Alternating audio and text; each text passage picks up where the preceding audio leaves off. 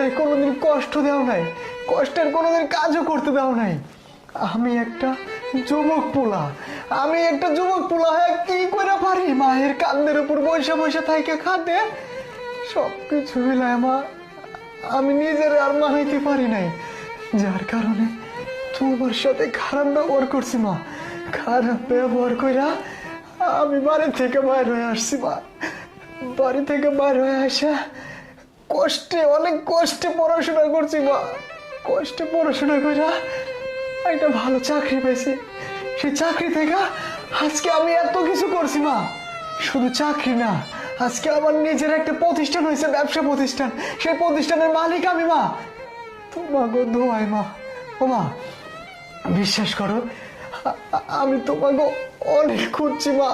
এই শহরের অলিতে গলিতে গ্রামের বাড়িতে অনেক খুঁজেছি, কিন্তু তোমাকে আমি কোথাও পাই নাই মা।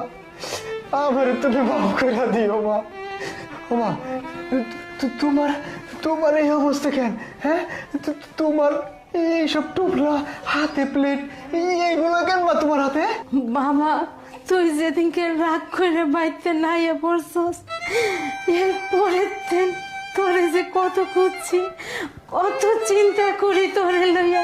সারাদিন সারা রাত খালি কান্দে কান্দতে চোখের নিচে কালি পড়ে গেছে।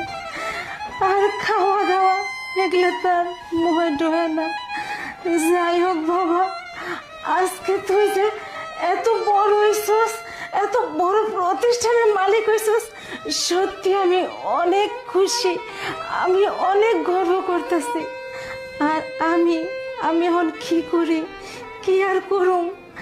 এই যে থাল লইয়া রাস্তায় ভিক্ষা করি, কইরে যে তোর ছোট বোনটারে একটু করে পড়াশোনা করাইতেছি কোন রকম ডাল ভাত খাইয়া।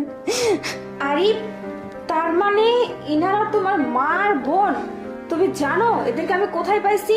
ওরা রাস্তায় ভিক্ষা করতেছিল, আমি ওখান থেকে ওনাদেরকে আমার বাড়িতে নিয়ে আসছি। প্রিয়া, তুমি আজকে অনেক বড় একটা ভালো কাজ করছো মা গো। আমারে তুমি মাফ করে দিও মা। আর তোমরা আজকে থেকে আর রাস্তায় ঘুরবা না।